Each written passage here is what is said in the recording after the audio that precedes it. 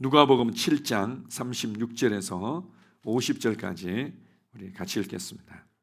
한 바리새인이 예수께 자기와 함께 잡수시기를 청하니 이에 바리새인의 집에 들어가 앉으셨을 때에 그 동네에 죄를 지은 한 여자가 있어 예수께서 바리새인의 집에 앉아 계심을 알고 향유 담은 옥합을 가지고 와서 예수의 뒤로 그 발 곁에 서서 울며 눈물로 그 발을 적시고 자기 머리털로 닦고 그 발에 입 맞추고 향유를 부으니 예수를 청한 바리새인이 그것을 보고 마음에 이르되 이 사람이 만일 선지자라면 자기를 만지는 이 여자가 누구며 어떠한 자 곧 죄인인 줄을 알았으리라 하거늘 예수께서 대답하여 이르시되 시몬아 내가 네게 이를 말이 있다 하시니 그가 이르되 선생님 말씀하소서. 이르시되 빚주는 사람에게 빚진 자가 둘이 있어 하나는 500데나리온을 졌고 하나는 50데나리온을 졌는데 갚을 것이 없으므로 둘 다 탕감하여 주었으니 둘 중에 누가 그를 더 사랑하겠느냐.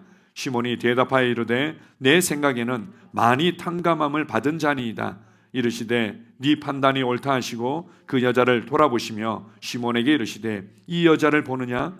내가 네 집에 들어올 때 너는 내게 발 씻을 물도 주지 아니하였으되 이 여자는 눈물로 내 발을 적시고 그 머리털로 닦았으며 너는 내게 입 맞추지 아니하였으되 그는 내가 들어올 때로부터 내 발에 입 맞추기를 그치지 아니하였으며 너는 내 머리에 감람유도 붓지 아니하였으되 그는 향유를 내 발에 부었느니라. 이러므로 내가 네게 말하노니 그의 많은 죄가 사하여졌도다. 이는 그의 사랑함이 많음이라. 사함을 받은 일이 적은 자는 적게 사랑하느니라. 이에 여자에게 이르시되 네 죄 사함을 받았느니라 하시니 함께 앉아 있는 자들이 속으로 말하되 이는 누구이기에 죄도 사하는가 하더라. 예수께서 여자에게 이르시되 네 믿음이 너를 구원하였으니 평안히 가라 하시니라. 아멘. 우리가 연휴 기간 동안 또 가족들과 또 함께 시간을 보내다 보면 또 우리 친지들과 함께 시간을 많이 보내다 보면 각자 안에 가지고 있었던 연약함들이 드러나는 경우들이 많이 있죠. 그래서 사실은 내가 너 때문에 얼마나 상처받았는지 아냐, 사실은 내가 그 시절을 어떻게 어렵게 지나왔는지 아냐, 뭐 이런 이제 얘기들이 오고 가면서 오히려 더 그냥 내 상처가 드러날 뿐만 아니라 그것으로 다른 사람들을 찌르고 문제가 되는 경우들이 간혹 있습니다. 시간이 또 지나서 돌이켜보면 내가 그때 왜 그 얘기를 왜 꺼냈을까? 내가 왜 그랬을까? 나는 뭔가 된 줄 알았는데 여전히 내 안에 이런 연약함이 있구나. 나는 이 부분에 돌파가 이루어진 줄 알았는데 여전히 내 안에 이렇게 상처가 남아있구나. 이제 이런 것들을 보면서 나는 왜 이럴까? 나는 왜 이럴까? 나는 언제나 변화될 수 있을까?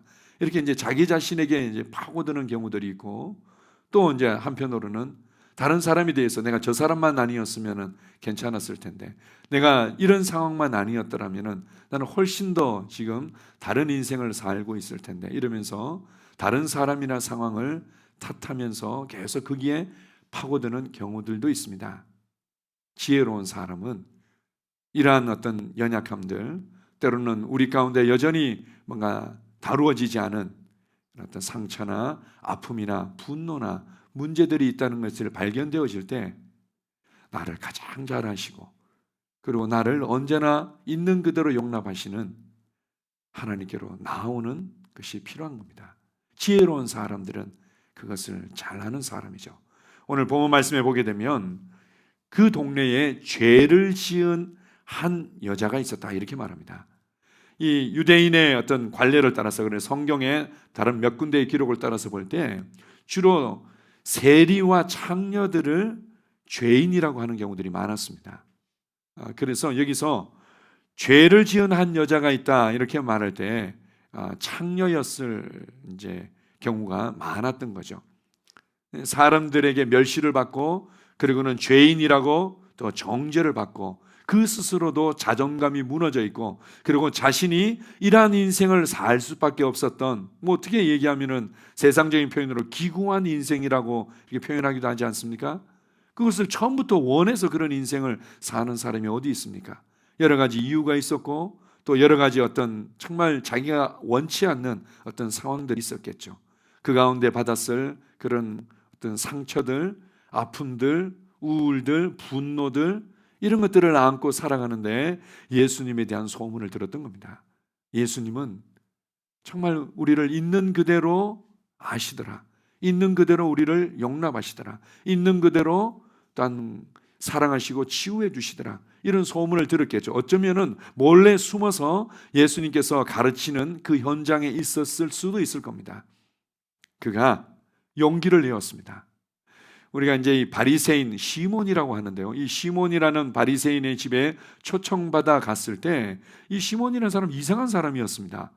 기본적으로 손님을 초대할 때 그냥 가까이 이제 그냥 일반적인 손님을 초대해도 발 씻을 물을 이제 제공하고 그리고는 이렇게 입을 맞추고 환영한다고 입을 맞추고 그리고 머리에 감람유를 이렇게 발라주는 것이 너무 이게 땡볕에 머리가 이렇게 상하고 푸석푸석하기 때문에 감람유를 발라주면은 이제 머리에 열도 해소되어지고 피부도 보호하고 머리카락도 보호하기 때문에 그건 기본이었습니다.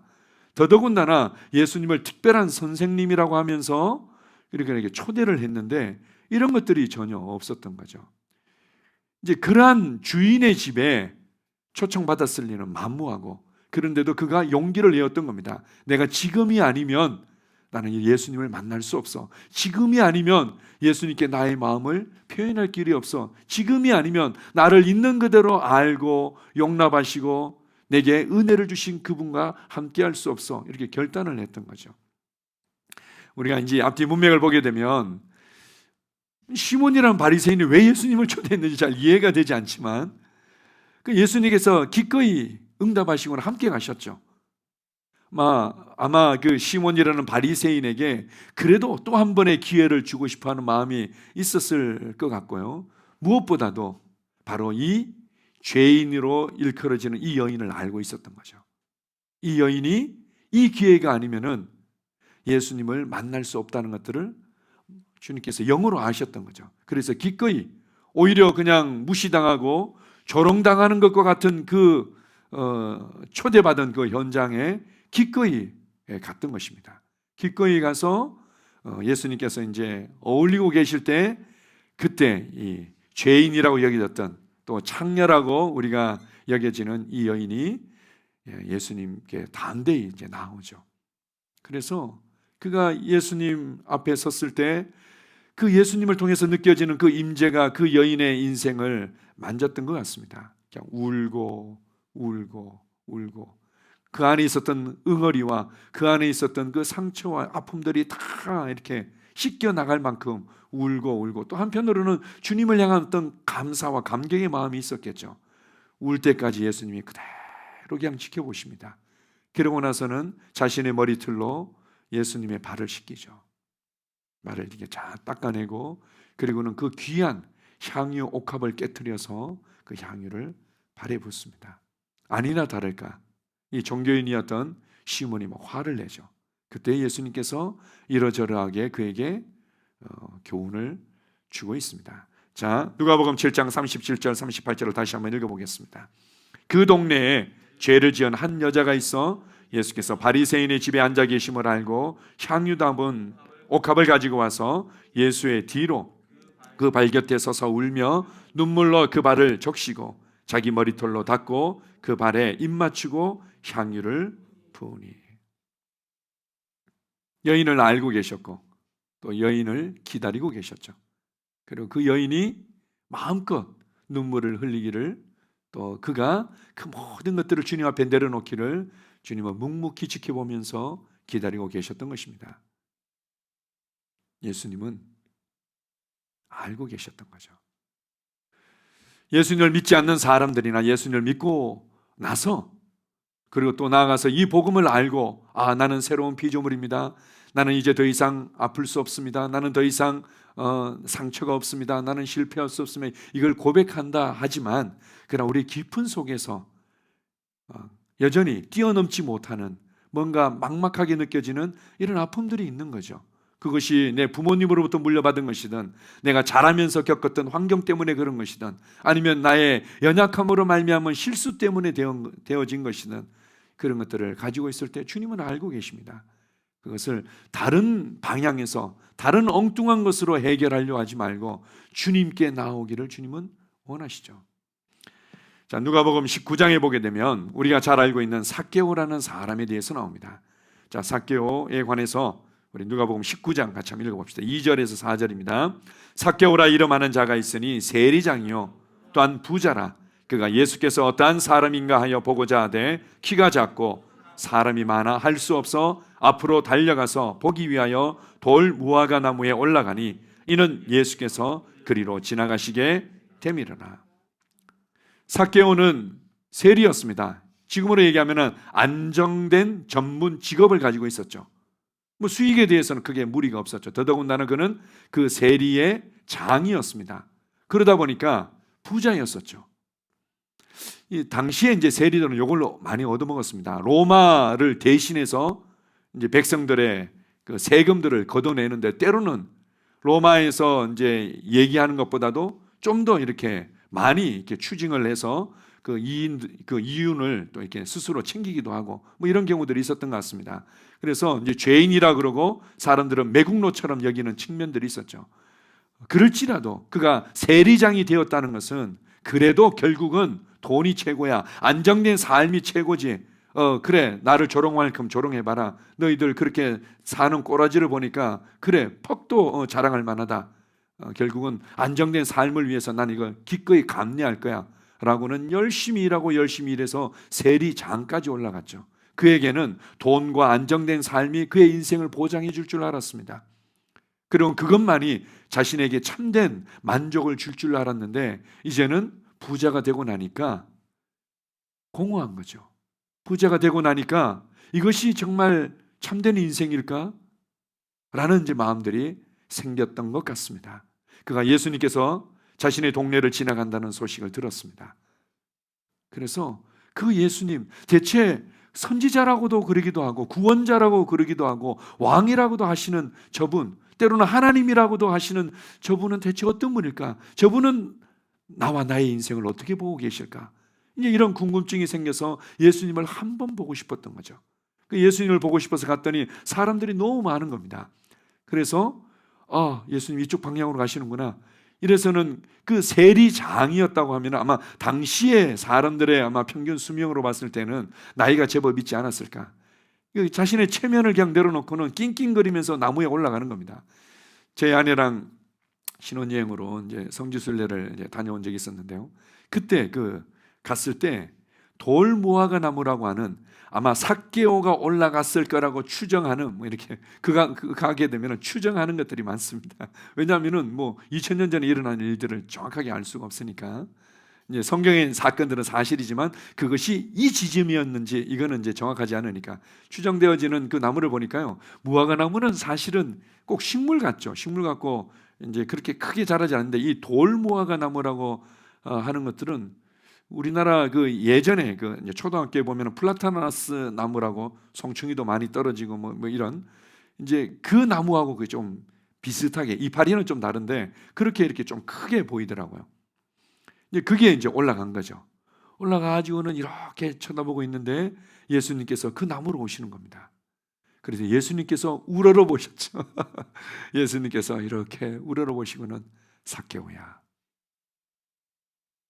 그때 아마 나무에서 떨어질 뻔했을 겁니다. 삭개오야. 예수님은 우리의 이름을 알고 계시고 우리의 갈급함을 알고 계시고 우리가 다음 단계로 전진의 부분들을 충분히 알고 계시죠. 삭개오가 가지고 있었던 정말 그 인생에 아주 지혜로운 선택 하나가 있다면 그가 그런 마음 가운데 어떤 연약함과 또 아픔과 공허함과 문제들을 느낄 때 다른 곳으로 집중하지 않고 다른 것을 찾아가지 아니하고 주님께로 나아왔다는 겁니다. 그가 기뻐 나무에서 내려와서 예수님을 자기 집으로 모시죠. 우리 탕자의 경우도 마찬가지입니다. 탕자는 정말 우리가 세상적인 표현으로 이 싸가지가 없는 녀석이죠. 아버지 빨리 돌아가셔야지 유산이 들어오는데 아버지가 건강하시니까 아버지 먼저 좀 유산 주시면 안 돼요? 이렇게 해가지고는 유산을 그냥 받아가지고는 지가 하고 싶은 거 다 했죠. 이 지혜가 없다 보니까 이 재물을 다룰 만한 능력이 없고 자신의 삶을 경영할 만한 능력이 없다 보니까 그냥 허랑방탕하게 다 탕진해 버린 겁니다. 아니나 다를까도 그게 또 흉년까지 겹쳐가지고는 어떻게 할 수가 없는 거죠. 그래서 돼지치기 하는 곳에 가서 일을 했었습니다. 돼지치기를 한 걸 봐서는 유대인들은 돼지 고기를 먹지 않고 부정하게 여기기 때문에 이방인의 이제 동네에 간 거죠. 아마 창피해서 그랬는지 아니면 그것밖에 할 수가 없었는지 이방인의 동네에 가가지고는 돼지랑 치고받고 싸우면서 먹을 거 그냥 뺏으면서 그냥 그렇게 일하고 있었던 거죠. 너무 배가 고픈데 돼지들이 먹는 쥐엄 열매만큼도 제대로 먹을 수가 없는 상황이 되었습니다. 그때 이 탕자가 정말 인생의 지혜로운 판단과 결정을 한 것이 있었는데 창피해서 다른 동네로 가거나 다른 유태인의 집에 갈 수도 있는데 그가 아버지를 생각했다는 겁니다. 아버지와 아버지 집의 풍성을 생각하고는 그냥 아버지 집으로 온 거죠.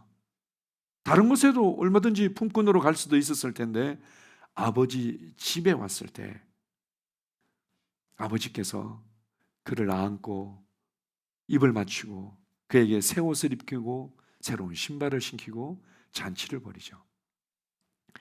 자, 히브리서 4장 15절 16절을 같이 한번 읽어보겠습니다. 우리에게 있는 대제사장은 우리의 연약함을 동정하지 못하실 리가 아니요 모든 일에 우리와 똑같이 시험을 받으시니로되 죄는 없으시니라. 그러므로 우리가 긍휼하심을 받고 때를 따라 돕는 은혜를 얻기 위하여 은혜의 보좌 앞에 담대히 나아갈 것이니라. 우리가 연약함을 발견할 때 이 연약함을 해결할 수 있는 우리의 삶을 진정으로 변화시킬 수 있는 그 해답, 그 열쇠를 누가 가지고 있냐고요. 주님께서 알고 계신데 주님께서는 그것을 가지고 우리에게 판단하지 않으신다는 거죠. 너는 왜 이것밖에 안 되냐? 아직도 이것밖에 안 되냐라고 판단하지 않으시고 우리를 불쌍히 여기신다. 우리를 긍휼히 여기시고 우리를 그대로 인도하시죠. 은혜의 보좌 앞으로 우리를 이끄시는 분입니다. 왜냐하면 이렇게 말합니다. 예수님께서는 우리의 모든 것들을 알고 계신다.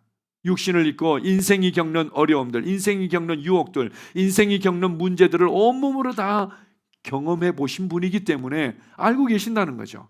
그래서 얼마나 권고한지, 얼마나 어려운지를 알고 계신다. 제가 이제 몇 번 간증한 적이 있었는데요. 저희 제자 중에 우리 그 한 사람에 대해서 제가 한때는 이게 늘 못마땅한 적이 있었습니다. 말하는 거는 왜 저렇게 아무리 가르쳐도 말하는 거, 뭔가 이렇게 행동하는 거, 다른 사람들을 이렇게 관계하는 게 관계도 서툴러, 말하는 것도 서툴러, 그리고는 뭔가 이렇게 대화하는 것도 뭔가 이렇게 좀 어색해 보이고, 그래서 얼마나 더 훈련을 시켜야 되지, 얼마나 더 이렇게 얘기를 해줘야 되나, 또 얘기를 해주면은 또 그거를 그냥 바로바로 이렇게 감상으로 받아서 바꾸면 좋겠는데 또 불편해하고는 오히려 그것 때문에 또 나를 또 서먹서먹하면서 또 힘들어하고, 제가 좀 답답한 마음들이 있었던 적이 있었습니다. 그때 주님께서 그런 감동을 주시더라고요. 너는 그의 행동을 보고 있지, 나는 그가 어떻게 살아왔는지를 알고 있다. 그는 그의 세상을 많이 이긴 자다. 이렇게 이제 감동을 주시더라고요.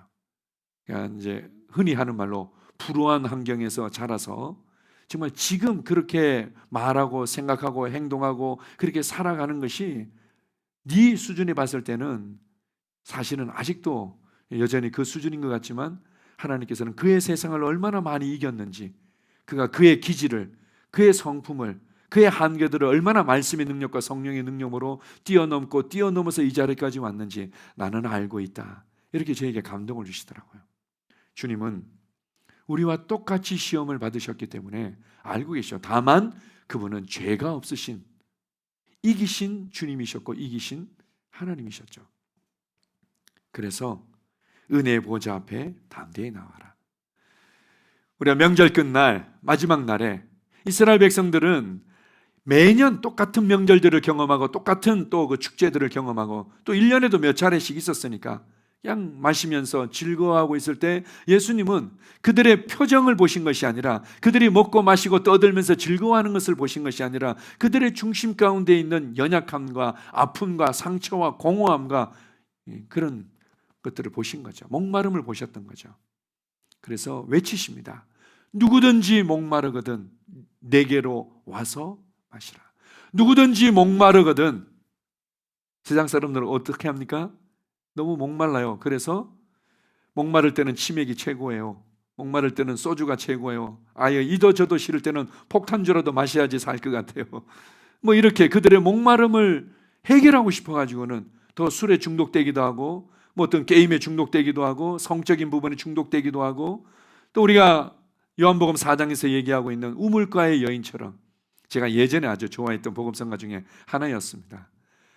우물가의 여인처럼 난 구했네, 헛되고 헛된 것들을. 참 그 찬양이 얼마나 구성지게 들렸는지, 그 여인의 아주 절절한 마음이 이렇게 다가오는 것처럼, 그때 주님께서 내가 주는 물을 마시기만 하면 그 속에서 목마름을 해결하는, 이 속에서 솟아나는 샘물이 될 것이다, 이렇게 말씀하시는데, 주님께서 내게로 오라고 얘기하죠. 남자를 통해서, 여자를 통해서, 다른 것을 통해서 목마름을 하지 말고 내게로 와라. 내게로 와라. 목마른 자들아, 내게로 와라. 주님께서는 이렇게 우리를 알고 계시고 우리를 초청하고 있습니다. 우리가 나를 가장 잘 아시는 주님 앞에 나아가기만 하면 우리는 주님으로부터 그 만지심과 위로와 모든 것들을 얻을 수 있는 거죠. 자, 누가복음 7장 41절 42절을 같이 한번 읽어보겠습니다. 자, 이르시되 빚주는 사람에게 빚진 자가 둘이 있어 하나는 500데나리온을 줬고 하나는 50데나리온을 줬는데 갚을 것이 없으므로 둘 다 탕감하여 주었으니 둘 중에 누가 그를 더 사랑하겠느냐. 이제 시몬 바리새인이 이제 화가 난 겁니다. 초대받지 않는 여인이, 더더군다나 이 죄인이, 여인이 이 선지자라고 하는 예수님의 발을 그렇게 씻기고 울고 그렇게 입 맞추고 하는데도 가만히 내버려둔 것에 대해서 이제 화가 난 거죠. 그때 예수님께서 비유로 말씀하십니다. 500데나리온 빚진 자가 있다. 한 데나리온이 그 노동자 하루 품값이니까 10만 원 정도로 계산한다면 한 5천만 원 빚진 거죠. 50데나리온 이제 빚진 자가 있다. 한 500만 원 빚진 거죠. 가난한 사람들은 500만 원이든 5천만 원, 5억이든 별로 의미가 없습니다. 어차피 갚을 능력이 없는데, 예수님께서 보실 때는 갚을 능력이 없었다는 거죠. 갚을 능력이 없기 때문에 예수님께서 그들의 빚에 눌려서 사는, 그리고 이 빚을 언제 5년 뒤에 10년 뒤에 갚을 능력이 있다면 모를까, 그런 능력이 없다는 것들을 알고 계시니까 그 안타까움으로 그냥 있는 그대로 용납해 줍니다. 그 빚을 탕감해 주죠. 그랬을 때 누가 더 감사하고 감격해 하겠느냐? 여인이다. 여인은 나를 통해서 누리는 그 하나님의 은혜와 임재와 용납하심을 경험하고 나서 그게 너무 감사해서 그것을 표현하고 있는 것뿐이다, 이렇게 이제 알려주죠. 주님은 우리가 할 수 없다는 것들을 알고 있습니다. 그래서 우리를 있는 그대로 용납하시고, 그래서 예수님께서 우리의 생명이 되셨고, 예수님이 우리의 지혜가 되시고, 예수님이 우리의 의로움이 되시고, 예수님이 우리의 거룩함이 되신 거죠. 우리가 하나님께서 기대하는 그 거룩에 얼마라도 할 수 있다면, 하나님께서 기대하시는 의로움과 그 지혜에 뭔가 우리의 삶을 돌파하고 변화시킬 수 있는 그 무엇에 얼마라도 할 수 있다는 것을 아셨다면 뭔가 이렇게 조금 주셨겠죠. 조금 주신 것이 아니라 자신의 생명을 주시고 성령 안에서 성령님을 통해서 우리의 생명이 되시고 우리의 지혜가 되시고 우리의 의로움과 우리의 거룩함이 되신 것입니다. 그분이 우리의 모든 것이 되셨죠. 그래서 갈라디아서 2장 20절을 보게 되면 나는 죽었고 그분께서 내 안에 살고 계신다고, 그리고 나는 그분으로 말미암아 살아가고 있다고, 이렇게 고백을 하는 거죠. 자, 우리 삭개오도 한번 봅시다. 누가복음 19장 5절 6절과 10절입니다. 같이 읽습니다. 예수께서 그곳에 이르사 쳐다보시고 이르시되 삭개오야 속히 내려오라. 내가 오늘 네 집에 유하여야 하겠다 하시니 급히 내려와 즐거워하며 영접하거늘 무사람이 보고 수군거려 이르되 저가 죄인의 집에 유하러 들어갔도다 하더라. 인자가 온 것은 잃어버린 자를 찾아 구원하려 함이니라. 제가 죄인의 집에 머물려고 들어갔다고, 어떻게 거룩한 하나님의 부르심을 받은 선지자라면서 죄인을 구분할 줄도 못할 뿐더러 그 집에 들어가서 함께 먹고 마신다고, 죄인의 친구구만, 이제 이렇게 이제 조롱하고 비아냥거릴지라도 주님은 나는 잃어버린 자를 얻는 기쁨보다 더 큰 기쁨은 없다. 나는 그들을 있는 그대로 알고 있고 그들의 인생을 알고 있고 그리고 그 다음 그들을 향해서 가지고 있는 하나님의 진정한 계획을 나는 너무나 잘 알고 있다. 잃어버린 자들을 얻기만 한다면, 그들이 나의 임재 가운데 머물기만 한다면, 그들이 나와 함께 동행하며 전진하기만 한다면 그들의 인생이 어떻게 변화되고 그들이 어떻게 영향력 있고 그들이 얼마나 영광스러운 하나님의 자녀로 살아갈지를 나는 너무나 잘 알고 있기 때문이다. 이게 주님의 마음이었죠. 그래서 사람들의 시선에 아랑곳하지 않고 그를 환영하고 그와 함께 머물렀던 것입니다. 로마서 8장 33절 34절을 같이 읽습니다. 누가 능히 하나님께서 택하신 자들을 고발하리요? 의롭다 하신 이는 하나님이시니 누가 정죄하리요? 죽으실 뿐 아니라 다시 살아나신 이는 그리스도 예수시니 그는 하나님 우편에 계신 자요 우리를 위하여 간구하시는 자시니라. 하나님이 택했는데 누가 뭐라고 그래? 모든 것의 주인이시고 모든 것의 기준이신, 모든 것의 해답이신, 모든 것의 공급이신 그분께서 내가 택했는데, 내가 나의 기준을 따라서 그리고 이러이러이러한 절차를 따라서 의롭게 됐다고 의롭다 하셨는데, 하나님도 의로우시고 예수 그리스도를 통해서 이루신 그 구원의 은혜를 받은 자들도 의롭다고 이미 하늘의 법정에서, 우주의 법정에서 선포되어졌는데 누가 뭐라고 할 거냐는 거죠.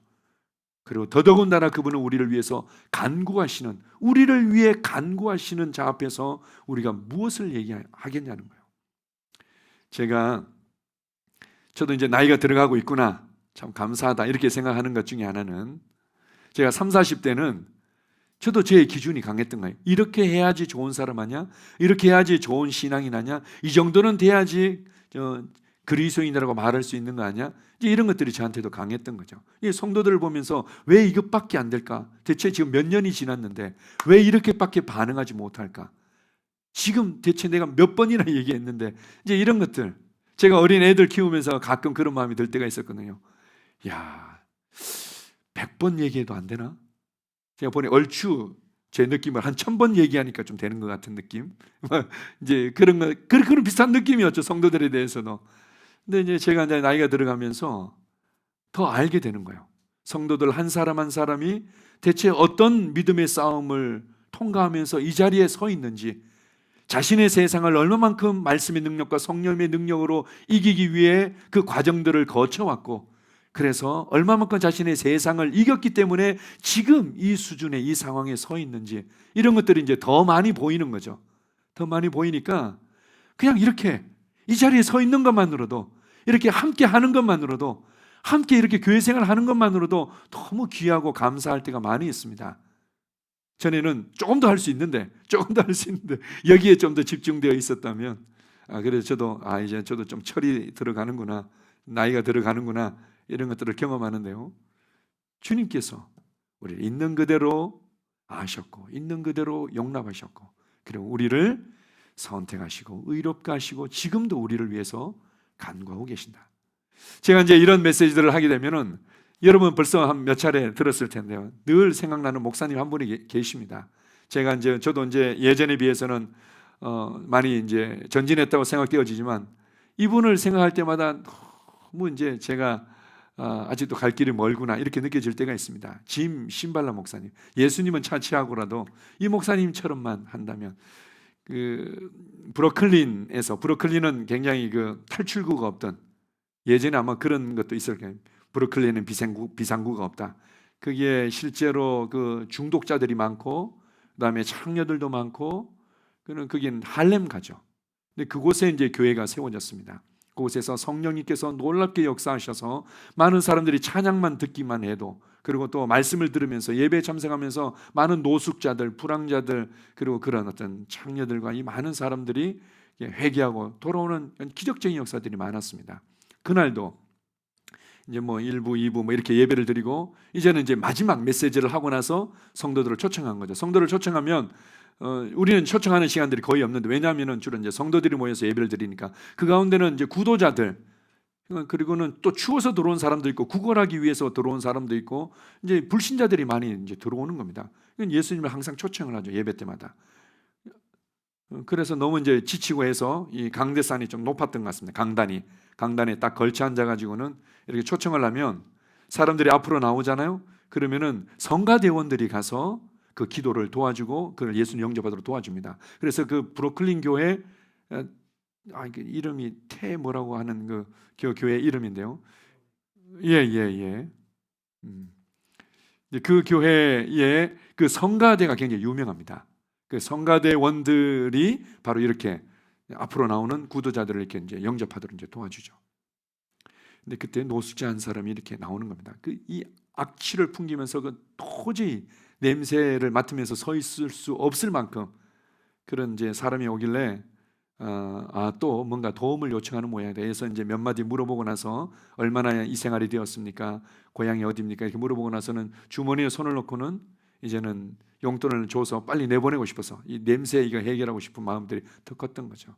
그런데 그분이 갑자기 정색을 하면서 아니요 목사님, 저는 목사님이 말씀하신 그 예수님을 만나고 싶어서 나왔어요 라고 얘기하는 순간 이게 너무 큰 충격을 받은 거죠. 예수님, 제가 이렇게 속물 같은 사람이고 여전히 정말 주님의 눈으로 한 영혼을 바라보지 못하는군요. 그렇게 해서 회개하는 마음으로 그냥 그 노숙자 앞으로 와가지고는 그를 이렇게 꼭 껴안았답니다. 뭐 이제 자기 자신에 대한 어떤 그런 또 회개의 마음, 또 주님께 대한 회개의 마음으로 그래서 노숙자를 딱 껴안는데 악취가 대단한 거죠. 근데 그때 주님께서 이렇게 말씀하시더랍니다. 네가 이 악취를 기억해라. 이 냄새는 내가 육신을 입고 세상에 와서 맡았던 세상의 냄새니라.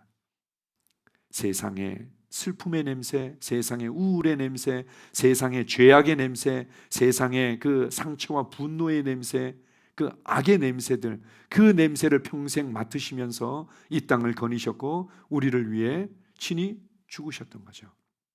그 주님의 그 내적인 음성을 듣자마자 악취가 향기로 바뀌더랍니다. 그래가지고는 자기도 울고 우리 녹사 같이 울면서 예수님을 영접했다는 그런 간증들을 나누고 있습니다. 제가 늘 그 생각이 납니다. 자, 예수님은 차치하고라도 내가 이 목사님만큼만 내가 성숙할 수 있다면 얼마나 좋을까. 참 제 자신을 돌이킬 때가 많은데 중요한 것은 주님은 우리를 위해 간구하시는 분이다. 그렇기 때문에 우리가 이러한 주님의 용납하심과 주님의 사랑을 알게 되면 알게 될수록 주님을 더 사랑하게 되고 이 사랑 안에서 걷게 되죠. 자, 누가복음 7장 46절 47절을 같이 읽습니다. 너는 내 머리에 감람유도 붓지 아니하였으되 그는 향유를 내 발에 부었느니라. 이러므로 내가 네게 말하노니 그의 많은 죄가 사하여졌도다. 이는 그의 사랑함이 많음이라. 사함을 받은 일이 적은 자는 적게 사랑하느니라.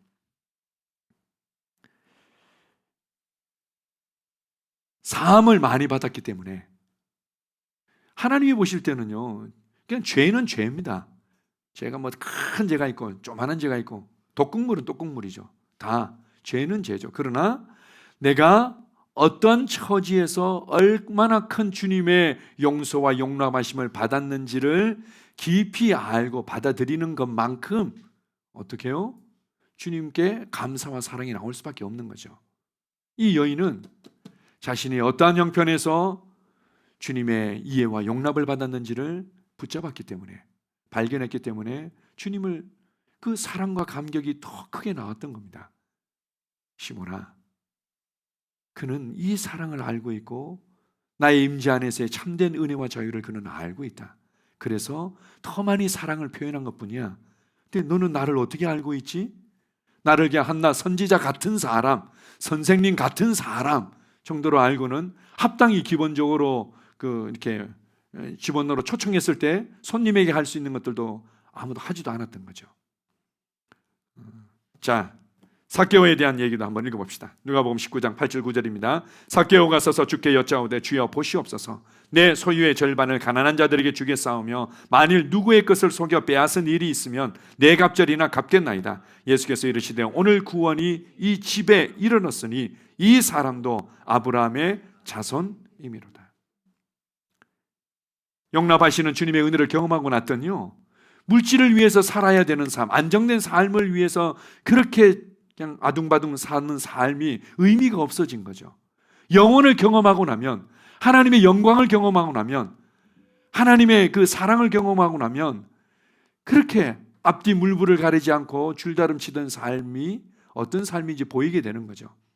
주님, 더 이상 제게는 물질이 귀한 것이 아니라, 안정된 삶이 귀한 것이 아니라, 나는 나를 향한 하나님의 사랑과 나를 향한 하나님의 부르심만이 내게는 귀합니다. 그래서 제가 가난한 자들에게 내 재산의 절반을 나눠주겠습니다. 그리고 내가 속여서 빼앗은 것이 있다면 4배로 다 갚아서 돌려주겠습니다. 이제는 그리고 나는 하나님 앞에서 하나님의 임재 가운데 하나님과 함께 사는 삶을 선택하겠습니다. 이제 그렇게 반응하는 거죠. 그가 주님을 사랑하기를 선택하고 주님의 은혜를 흘려보내는 삶보다 더 귀한 것이 없다는 것을 발견했던 것입니다.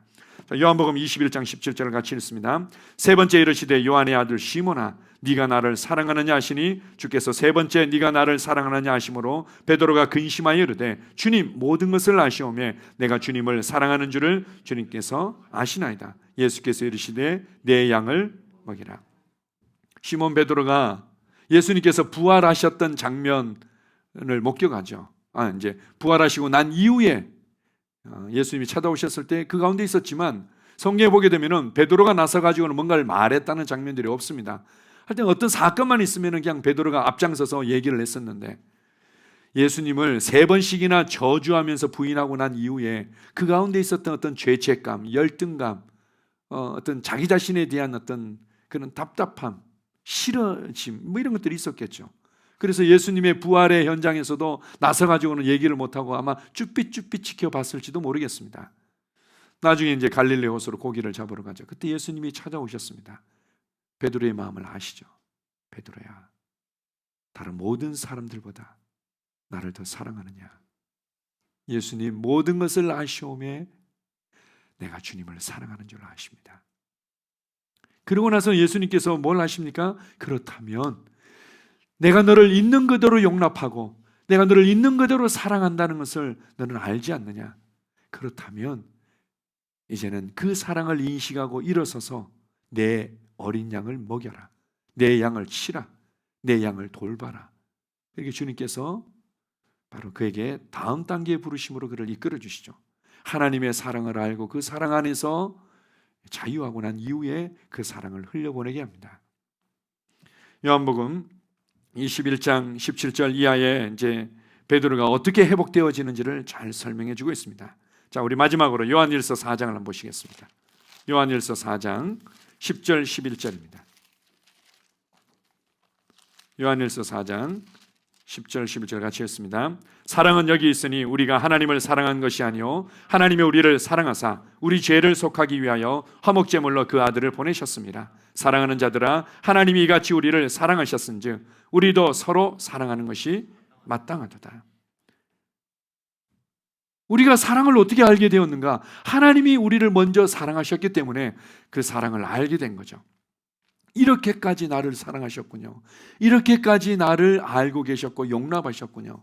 그리고 나서 그렇다면 이제 우리도 서로 사랑하는 것이 합당하도다.